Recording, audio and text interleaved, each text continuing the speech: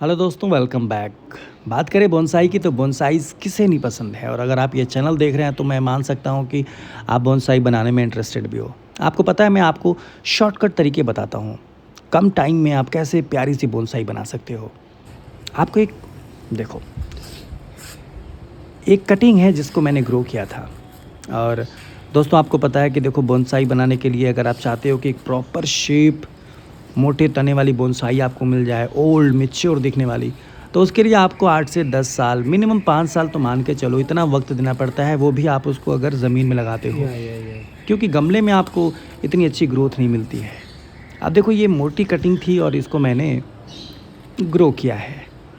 आगे आपको पता है कि ब्रांच स्ट्रक्चर पर काम करना होगा, ब्रांच ग्रो होंगी और उनको आप जैसे मनचाहे डायरेक्शन में वायर के थ्रू या कटिंग के थ्रू एक प्यारा सा लुक दे सकते हो। तो है ना शॉर्टकट तरीका कि अगर आप यूज़ कटिंग को प्रोपोगेट कर लेते हो तो आपका टाइम बच जाता है। आपको एक मोटी मैसिव कटिंग, या आप कहें कि एक ओल्ड मैच्योर जो है ना पौधा मिल जाता है। तो आइए मैं शुरू से दिखाता हूँ इजी कि नहीं है मैंने उसके इसको पास। ग्रो करने के लिए क्या क्या किया। और मेरे घर के बगल में एक पुराना, देख रहे हो, हिबिस्कस का ये गुड़हल का पौधा था। एज की बात करें तो बहुत पुराना है। आप देख के अंदाज़ा लगा सकते हो कि 8-10 साल पुराना यह पेड़ था। इसकी कटाई छटाई चल रही थी और ऊपर से इसको बहुत रफली काट दिया गया था। तो मैंने सोचा कि क्यों ना इस बचे हिस्से को कट करके निकाला जाए और इसको ग्रो किया जाए। दोनों काम हो जाएंगे, मेरा समय बच जाएगा और मुझे एक प्यारी सी बोनसाई मिल जाएगी। और मुझे मैं बताऊं कि मुझे पिंक कलर की गुड़हल बहुत पसंद है। और काफ़ी दिनों से मैं सोच रहा था कि अगर मेरे को कोई यूज़ ओल्ड पुराना प्लांट मिल जाता तो मैं उसको बोनसाई में कन्वर्ट करता। पर चूँकि मुझे आप लोगों का भी ख्याल था तो मैंने सोचा कि चलो कटिंग को ग्रो करते हैं, आपको दिखाते हैं और आपको एक शॉर्टकट तरीका भी बताते हैं कि शॉर्ट टाइम पीरियड में आपको एक प्यारी सी बोनसाई कैसे मिल सकती है। वो कितना यूज़ है, कितना मैसिव, मेरे हाथ में, एक हाथ में पकड़ा नहीं जा रहा है, काफ़ी वेट है और ऊपर से बहुत रफली कटा हुआ है। तो दोस्तों, पहले देखो, आप ट्विन ट्रंक बोनसाई आपको दिख रही है, मतलब अभी तो ये कटिंग है केवल। तो आप देखकर अंदाज़ा लगा सकते हो कि जैसे इस पर ग्रोथ होगी और ये सक्सेस, देखो ये जो है ना, ये डबल शेड का है तो बहुत प्यारे फ्लावर्स लगते हैं दोस्तों। तो मैं बोल रहा था कि अगर आप इसको सक्सेसफुल ग्रो कर ले जाते हो, रिज़ल्ट आपको मैंने शुरू में ही दिखा दिया था कि यह ग्रो कर गया था, तो काफ़ी प्यारा, मतलब काफ़ी प्यारी बोनसाई बनने वाली है। तो चलिए अननेसेसरी ब्रांचेस को हटा लेते हैं दोस्तों। मेरे हिसाब से जिन जिन ब्रांचेस की मुझे ज़रूरत नहीं है, क्योंकि फ्यूचर में जब इस पर ग्रोथ आएगी बहुत सी नई ब्रांचेस ग्रो करेंगी और आगे का काम आगे देखेंगे। तो आप अगर किसी भी कटिंग को ग्रो करना चाहते हो तो सबसे पहले जो अननेसेसरी अनवांटेड ब्रांचेस हैं उनको हटा लो दोस्तों। पत्तों को पूरी तरह से हटा लो, क्योंकि पत्ते अगर आपकी कटिंग पर रहते हैं तो जो आपकी कटिंग की नमी है ना, उसको ड्राई कर देते हैं। तो किसी भी कटिंग को ग्रो करने के लिए सबसे ज़रूरी है कि सभी पत्तों को आप लगभग लगभग हटा लो। 1-2 पत्ते आप छोड़ सकते हो अगर आप देखना चाहते हो कि आपकी कटिंग डेड कर गई है, ग्रो कर रही है, तो यह देखने में थोड़ा आपको हेल्प कर सकता है कि हाँ, चूँकि ऊपर से बहुत रफली कट किया गया था इसको। और बोनसाइज़ के लिए आपको पता है कि इतने लंबे लंबे ब्रांचेस की ज़रूरत भी नहीं होती है। काफ़ी पुराना प्लांट है तो इसलिए देख रहे हो जो मेरी इलेक्ट्रिक शॉ है वो भी रुक जा रही है, रेशे आ जाते हैं ना दोस्तों। तो ब्रांचेस को शॉर्ट कर लेते हैं और अगर आप चाहें तो उनको लॉन्ग भी रख सकते हैं। अक्सर लोग कहते हैं कि मोटी मोटी कटिंग्स को नहीं ग्रो किया जा सकता है, बट मैं आपको बताऊं कि आप किसी भी कटिंग को ग्रो कर सकते हैं, ये भी ग्रो की जा सकती है ना। तो आपको थोड़ा ध्यान देना होता है, थोड़ा केयर करना होता है। अगर मैं आपको जो तरीका बता रहा हूँ आप उसको फॉलो करते हो तो आप कितनी भी मोटी कटिंग को ग्रो कर सकते हो। अगर आपने मेरी पुरानी वीडियोस देखा होगा तो मैंने इससे भी ज़्यादा ओल्ड मैच्योर और मोटी कटिंग्स को ग्रो किया था उसको, और रिज़ल्ट मैंने आपको शुरू में ही दिखा दिया था। तो चलिए बिना स्किप किए वीडियो को देखिए दोस्तों। मैं सिर्फ इसी प्लांट की बात नहीं कर रहा हूँ, आप किसी भी प्लांट को ग्रो कर सकते हो। मार्च का महीना है दोस्तों और मुझे लगता है कि इस समय अगर आप कटिंग ग्रो करते हो तो परफेक्ट सीज़न है। ग्रो हो जाती है आराम से। तो देखो मैंने इसको शॉर्ट कर लिया है और सारी जो अनवांटेड ब्रांचेस थी ना इस पर और पत्तों को लगभग मैंने हटा लिया है। आप चूँकि एक मैसिव कटिंग को आप ग्रो करने जा रहे हो, प्रोपोगेट करने जा रहे हो, तो दोस्तों ज़रूरत पड़ती है यहाँ पर कि अगर आपके पास देखो कितना मैसिव है ना, तो अगर आपके पास कोई रूटिंग हार्मोन कोई पाउडर हो तो आप उसको ज़रूर यूज़ करें।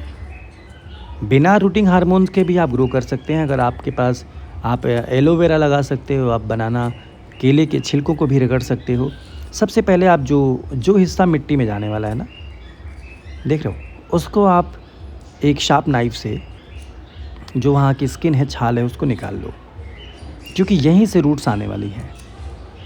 और इन्हीं जगहों पर आप चाहो तो प्याज की कटिंग्स रगड़ सकते हो। अगर आपके पास लहसुन है आप वो लगा सकते हो, गार्लिक, या फिर आप टोमेटो, पोटैटो, ये सारे प्लांट को ना आप यहाँ पर सारे जो मैंने अभी नाम बताया आपको, प्लांट नहीं सॉरी, तो इन या एलोवेरा को आप यहाँ पर लगा सकते हो। ये सभी एज अ रूटिंग हार्मोन काम करते हैं।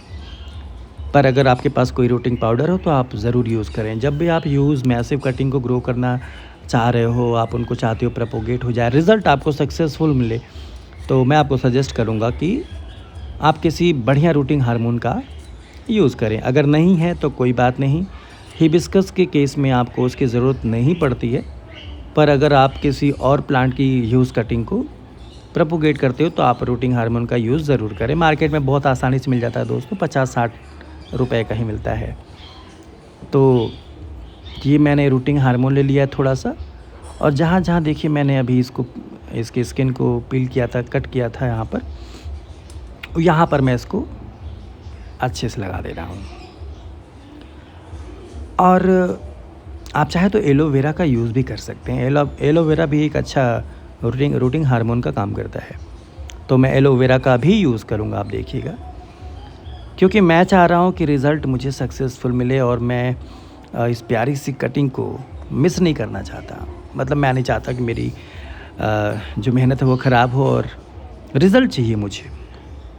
तो देख रहे हो जैसे इसमें ग्रोथ आएगी ना, एक बनी बनाई बोनसाई मिल जाएगी। तो जहाँ कट्स थे मैंने वहाँ पर एलोवेरा जेल को लगाना शुरू कर दिया है। अब आपको ज़्यादा कुछ नहीं करना है, सिर्फ इतना करना है दोस्तों।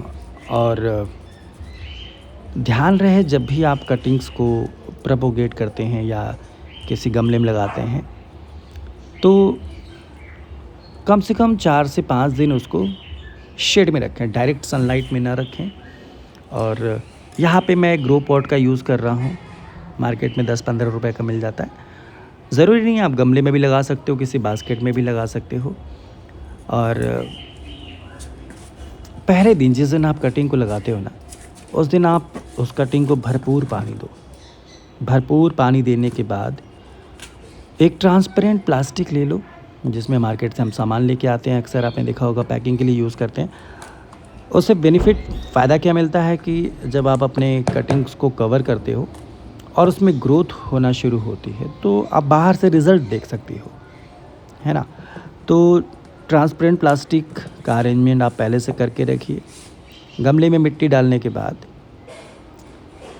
इस कटिंग को एडजस्ट कीजिए। और मैं आपको बताऊं कि इस गमले को या इस कटिंग को आपको एक ऐसी जगह पर रखना है जहां पर ये बार बार हिले डुले नहीं। आज आपने इसको इसमें लगा दिया, पानी डाल दिया, भरपूर पानी डालना है आपको जब तक कि मिट्टी पूरी तरह से गीली ना हो जाए। प्लास्टिक से कवर करने के बाद कम से कम 2-3 दिनों के लिए डायरेक्ट सनलाइट में ना रखें। हाँ, वहाँ ज़रूर रखें जहाँ पर रोशनी आती हो, और बिल्कुल भी हिलना डुलना नहीं चाहिए। ऐसा नहीं कि आपने रख दिया और बच्चे हिला दे रहे हैं या फिर आपसे हिल जा रहा है या कहीं धक्का लग जा रहा है। इससे रूट फॉर्मेशन नहीं हो पाती है और आपकी जो कटिंग है वो डेड कर जाएगी दोस्तों। तो देखो मैंने बिल्कुल अच्छी तरह से चारों तरफ से ना मिट्टी डाल दिया है, और मिट्टी डालने के बाद आज इसको भरपूर पानी देंगे। कम से कम 15 से 20 दिनों का इंतज़ार करना है, क्योंकि कटिंग काफ़ी मैसिव है, मोटी थिक कटिंग है, तो हो सकता है कि इसमें 1 महीने का भी समय लग जाए। पर पतली जो कटिंग होती है स्टिक के जैसे, 15 दिनों में रिज़ल्ट मिल जाता है दोस्तों। लेकिन आप मैसिव कटिंग को ग्रो कर रहे हो, अगर काफ़ी यूज़ है, काफ़ी मोटा तना आप लेकर आए हो और उसको प्रोपोगेट करने की कोशिश करते हो, तो हो सकता है कि आपको 15 दिनों की जगह 20-25 या 1 महीने का समय लग जाए। इसलिए मैं आपको कह रहा था कि आपको ट्रांसपेरेंट प्लास्टिक का यूज़ करना है। आप ऊपर से रिज़ल्ट आराम से देख सकते हो कि ग्रोथ होना शुरू हुई कि नहीं हुई, पत्ते आना शुरू हुए कि नहीं। तो चलो इसको पानी देते हैं और पानी देने के बाद इसको शेड एरिया में रख देंगे कम से कम 4 से 5 दिनों के लिए। उसके बाद चाहें तो आप इसको धूप में रख सकते हैं। बहुत अच्छे तरीके से पानी देने के बाद अब मैं आपको रिज़ल्ट दिखाता हूँ कि क्या होने वाला है इसके साथ। पानी दे लिया है और अब इसको प्लास्टिक से कवर करेंगे।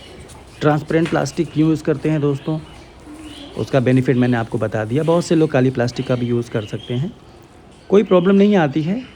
बट ट्रांसपेरेंट प्लास्टिक का यूज़ करने का फ़ायदा सिर्फ़ और सिर्फ यही होता है कि आप बाहर से ही रिज़ल्ट को आराम से देख सकते हो कि ग्रोथ होना शुरू हुई या नहीं।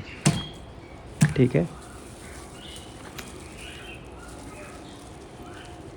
आराम से टाइट कर दीजिए। एयर टाइट होना चाहिए ताकि जो गमले के अंदर की नमी है और जो कटिंग की नमी है वो धूप से ड्राई ना हो जाए। तो देखो, गमले के साइज़ की ही प्लास्टिक है, ना हो तो आप नीचे से बांध सकते हो उसको टाइट करके। अब इसको एक किनारे कहीं भी रख दीजिए जहाँ पर ये अनटच रहे, बिल्कुल हिले डुले नहीं। और अब इसको रख देते हैं और इंतज़ार करते हैं 15 से 20 दिनों का। टोटल मुझे कितने दिन लगे थे इस कटिंग को ग्रो करने के लिए, मैं आपको एग्जैक्ट टाइम बताता हूँ। और आज लगभग 25 दिन हो गए हैं दोस्तों। 25 दिनों के बाद, क्योंकि मुझे काफ़ी हरा भरा दिख रहा था, देख रहे हैं ना, जिस दिन मैंने प्लास्टिक पैक किया था उस दिन का आप वीडियो को बैक करके देखना, और ये आज का है।